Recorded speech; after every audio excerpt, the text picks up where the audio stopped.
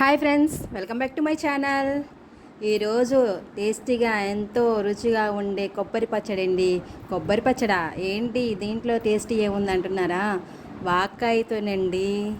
వాక్కాయతో కొబ్బరి పచ్చడి చేసుకొని నెయ్యి పోసి వేడి వేడి అన్నంలో తింటే మొత్తం అన్నం అంతా కొబ్బరి పచ్చడితోనే తినేస్తామండి. ఒకసారి దీన్ని ట్రై చేసి చూడండి. ఇంట్లో నేను చెప్పే కొలతలతో చక్కగా ట్రై చేశారంటే ఎంతో టేస్టీ అయిన కొబ్బరి పచ్చడి రెడీ.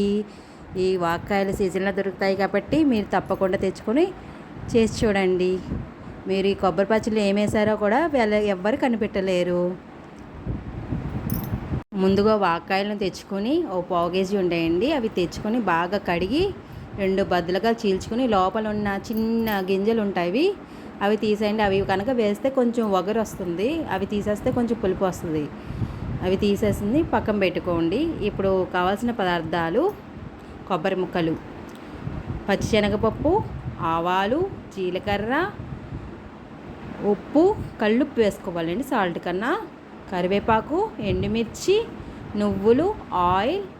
ఇదిగోండి పోపును ముందుగా పచ్చెనపప్పు, మినపప్పు, ఆవాలు, జీలకర్ర, ఎండుమిర్చి, పచ్చిమిర్చి, నువ్వులు అన్నీ కలిపి వేయించుకోవాలి.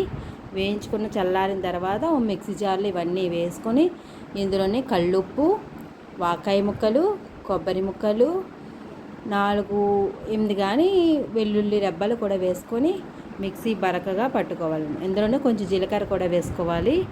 వేసుకున్న తర్వాత మరీ మెత్తగా కాకుండా కొంచెం బరకగా ఉండేటట్టు పేస్ట్ చేసుకోవాలి. చూడండి, ఇలా బరకగా పేస్ట్ చేసుకోవాలి. ఇలా బరకగా పేస్ట్ చేసుకున్న దాన్ని ఇప్పుడు తాలింపు పోపు పెట్టుకోవాలి. ముందుగా ఒక బాండిల్ తీసుకుని అదే దానిలో కొంచెం నూనె పోసుకొని ఇందులో ఒక 1/2 టీ స్పూన్ శనగపప్పు, 1/2 టీ స్పూన్ సాయమినపప్పు, 1/2 టీ స్పూన్ ఆవాలు, 1/2 టీ స్పూన్ జీలకర్ర, 1/2 టీ స్పూన్ ఎండుమిర్చి కూడా ఈ పోపు బాగా వేగాలండి. ఈ పోపు వేగిన తర్వాత మనం ఇందులో పచ్చడి వేస్తే ఈ పోపు అంతా దీనికి పట్టుతుంది.